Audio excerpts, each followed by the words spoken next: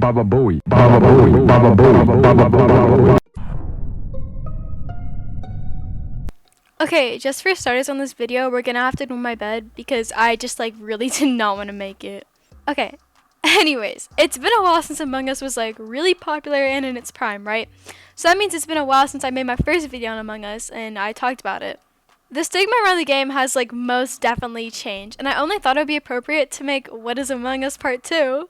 Back in October when Among Us was played with popular streamers, you and your friends likewise probably played the game because it was fun. But the game definitely died, but the idea behind it didn't. And Among Us changed from being a really popular video game to being a living meme. Guys, it literally says you are sus and there's a phone number on here. But in true fashion to my original video, I'm gonna ask my friends a couple questions and see what they think. So this leads us into our first question for the Peanut Gallery. Why do you think Among Us went from being such a popular video game to the meme it is now? It's just like Minecraft. We still see memes about it because it has had several surges in popularity over the last decade. I think it becoming somewhat of a staple contributes to the new ones we've seen in recent months. And now our second question. Would you rather Among Us be how it is right now or go back to October when it was hype? I think the fact that it turned into a meme kept it alive in a way. Like, there's still a lot of people playing it, even though a lot of the like fan base just stopped playing it. So I think if anything, it's just like helped it grow in interest. So I think I like it better now. Finally, do you play the game now? Why or why not? Nah, I don't really play anymore because there's not really a point. If you're not playing with people to actually like have a good time or, you know, just get on a call, enjoy yourselves, then it's kind of a dead game. There's no reason to play it no more. So, I mean, there's... What? The Toad? What do you do? Toad, stop!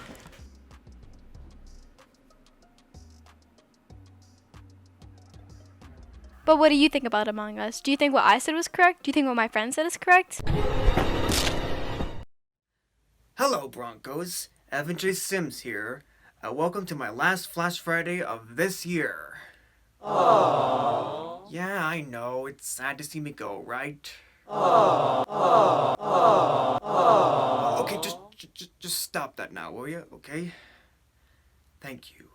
Okay, so today we are going to talk about the 93rd Academy Awards, which was held last Sunday. Now, we're actually going to go in the same order of categories that the actual Oscars did. This means that we're going to start with the Best Screenplay. For Best Original Screenplay, the nominees were Judas and the Black Messiah, Minari, Promising Young Woman, Sound of Metal, and The Trial of Chicago 7. The winner was Promising Young Women, which was written by Emerald Fennell. As for Best Adapted Screenplay, the choices ended up being Nomadland, The Father, One Night in Miami, The White Tiger, and Borat's subsequent movie film. The Father, which was written by Christopher Hampton and Florian Zeller, won that Oscar. Next, let's walk into the acting territory. Now, Anthony Hopkins won the Oscar for Best Actor for his performance in The Father, while Frances McDormand earned the Best Actress award for her role in Nomadland. Meanwhile, Daniel Kaluuya won the award for Best Supporting Actor for his contributions in the movie Judas and the Black Messiah, and Yoon Young received the Oscar for Best Supporting Actress for Minari. Now, on to animation. The choices for Best Animated Short Film were Burrow, Genius Loki, Opera, Yes People, and If Anything Happens, I Love You. Well, it turns out that something did happen, meaning If Anything Happens, I Love You did win that Oscar. But the choices for Animated Feature Film were Onward, Wolfwakers, Soul, Over the Moon, and Farmageddon, a Shaun the Sheep movie. I think you can probably predict what won this one. You guessed it, it's Pixar's Soul. I mean, what do you expect? It's Pixar! The animation studio with 0 rotten movies. Even Cars 2 was awesome. You and your team bring excellence and professionalism to this competition.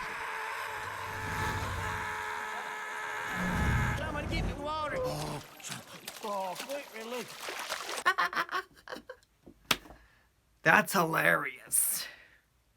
Well, Broncos, I'm afraid this is it for my time here on this year's Flash Fridays, because I can't go over every category in the Oscars. So the last thing I'll say is that for Best Picture, Nomadland won among a field of other excellent movies. Well, I hope you guys have a nice and pleasant summer, and I also hope I can come back here to see you in person. But for now, I'm Evan J. Sims signing out. Peace. Hey Broncos, it's me, Sydney Frederick, and welcome to Flash Friday.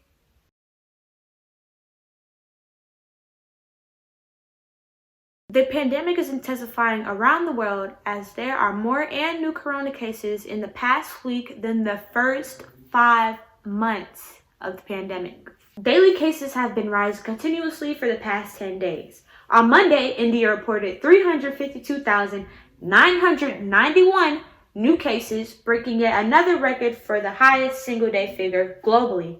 In February, it seemed like India had gotten COVID-19 under control, with daily cases falling nearly 90% from the peak of the first wave last year. Now the country is experiencing the world's worst outbreak. Photos show grieving families dressed in full protective suits at mass cremations and performing last rites surrounded by dozens of other burning funeral pyres. Hospitals have run out of basic medical supplies, with many patients dying due to oxygen shortages. Family members are driving from clinic to clinic, frantically searching for open ICU beds for their loved ones. The government has been scrambling to respond to the crisis, with countries around the world offering aid. But for now, the outbreak shows no signs of letting up, and experts warn it could get even worse. I'm afraid this is not the peak, said Dr. Giridhar R. Babu of the Public Health Foundation of India on Monday. The kind of data that we see are at least 2 to 3 weeks away from the peak. Others say India may be approaching the peak now, sooner than Dr. Babu's estimate.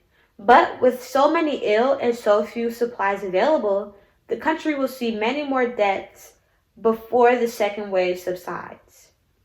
So as we can see, the most we can do right now is donate supplies, hospital beds, oxygen tanks, and medicine. Hopefully we will see some positive improvements on India and the world as we continue to fight this pandemic. Thank you for joining me this Flash Friday, and enjoy the rest of your weekend, Broncos. Bye!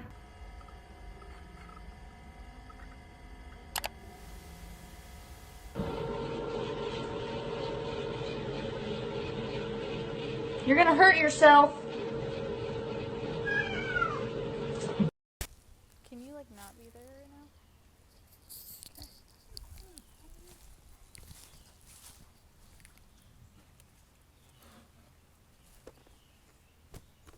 Hello. What's going on, Flash Friday? You see this guy? Look at this dummy. He's whining at the fence because he wants to be a Free Willy. He is terrified of everything. That would not be a wise choice. Anyways, can we talk about my shirt for a second before we start? It says Bruce the Loose Goose, and it has some really like scary, obscure goose shape. I think it's wonderful. Thank you.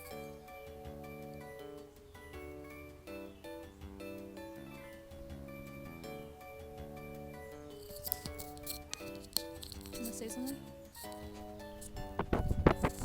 No? Don't lick the mic. That's not very professional. He makes the rules. I don't. He is the master of his own tail, apparently. Literally. There goes his tail. Today, I'm going to be reviewing some more albums. And this one is going to be what I like to call the mid-40s dad music taste edition, because I have a dad in his mid-40s, and this is all the music that he listens to. So, yeah, hope it'll be fun. We're gonna go right into it. Let's roll the clip. Bada bing, bada boom. So, the first album we're gonna be talking about is Pearl Jam's 10. Yeah, I think my favorite is Even Flow because just a solid classic, you know, very good. I think my least favorite is called Release because it's 9 minutes long. We've done this before. If your song goes over like 5 minutes, stop. Overall, I'd probably give this album like a 7 out of 10. I think that's the lowest I've ever rated anyone so far. Sheesh. Yeah, alright, 7 out of 10 for Pearl Jam's, what's it called? 10? Yeah, Pearl Jam's 10. 7 out of 10. Woo! Okay, so our next album is The Lumineers 3. I love this album. Delicious. Outstanding. I think The Lumineers is just very good. I really like how this one, like every single one tells like a story. Like it's like the whole, all the music videos are like a part of a story. So like every song tells a different character's thing. It's great. I have 2 favorites. I really like Salt in the Sea and Jimmy Sparks. And I think my least favorite is Democracy. It just feels out of place. And it's just kind of a random little bit about politics, which is fine. I like a little random bit about politics myself every now and then, but yeah, just feels out of place. But it's still a very good song, so I think I'd give this one an 11 out of 10. Very, very good. So yeah, Lumineers 3, 11 out of 10. Woo! Anyways, that's about all I've got for you today. Bye guys, see you later. Peace.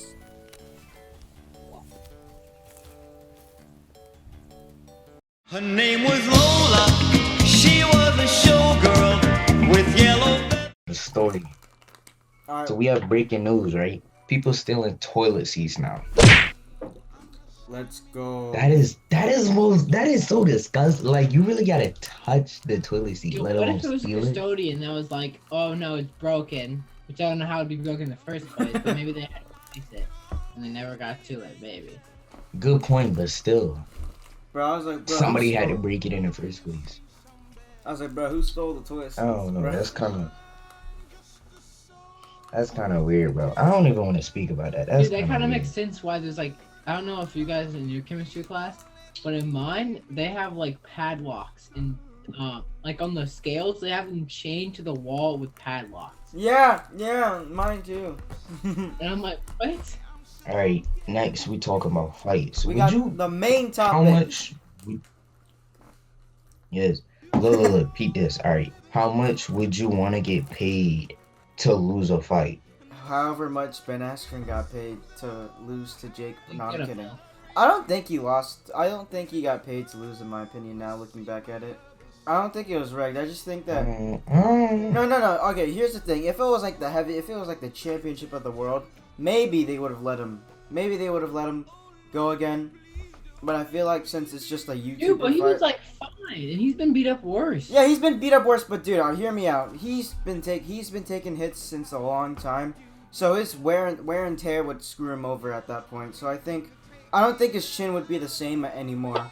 So like a hit like that, right straight to the temple, could knock someone down, no matter what. But maybe if like his chin was as good as it was like 4 years ago, maybe he would have been fine. But I mean, it was a good hit. I'll give Jake Paul that. I still don't think he's a good fighter. I think he's trash. He fights Nate Robinson, another YouTuber, and now a retired MMA fighter who just recently had hip surgery. So like that's not really saying Nate much. Robinson is a YouTuber? No, he fought a YouTuber before Nate Robinson. Oh. And then this one, Yeah. Did you see his next fight? his next fight is either gonna be against Tommy Fury or Tyron Woodley. I hope it's Tyron Woodley. Tyron Woodley would. Oh my, that would not be a pretty sight. I think it'd be funny. It would be funny. I would pay for that. I would pay to see Jake Paul get beat up. When YouTubers and content creators start doing stuff that they shouldn't be doing, I feel like it's because their views start running low or they're running out of money. It's like, dude, And then, stick to what you know and what you're actually good at. Like, don't start doing, I'm a box. Get like, yeah, that's gonna bring you clout, but it's like, that's dumb. I'm bringing all the smoke today with Jake I Paul. think a lot of people would. Jake Paul's not good, bro. He is not a good fighter. Nate Robinson got clapped though. I can't. That lie. was kind of.